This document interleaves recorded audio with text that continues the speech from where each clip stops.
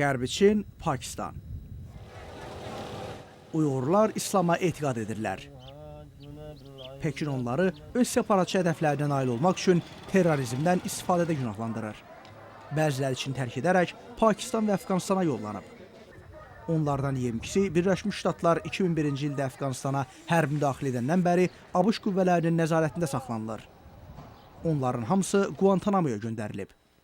2006-cı ildə Bush administrasiyası 5 Uyğurun heç bir təhlükə törətmədiyini müəyyən edərək onların Albaniyada yaşamasına şərait yaradıb.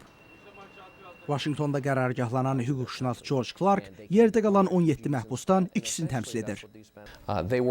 Onlar ötən sentyabra qədər o əsasa saxlanılırdı ki, onlar düşmən döyüşçülərdir. Bush administrasiyasının nəzəriyyəsi bu idi ki, rəsmən ittiham irəli sürmədən onları düşmən döyüşçü qismində saxlamaq olar.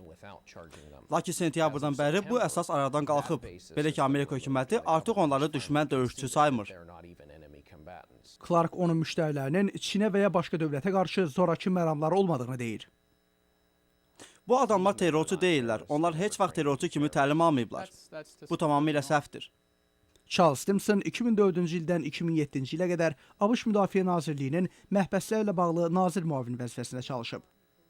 O, Uyğurların necə yaxalandığını müzakirə etməkdən imtina edir və onların günahsız qaçqın kimi təsvir edilməsi ilə razılaşmır. Onlar Qərbi Çini terrorçu təlim almaq üçün tərk ediblər. Onlar həm Obama, həm də Bush administrasiyasının dövlət departamentində terror təlimçiləri siyahısında olublar.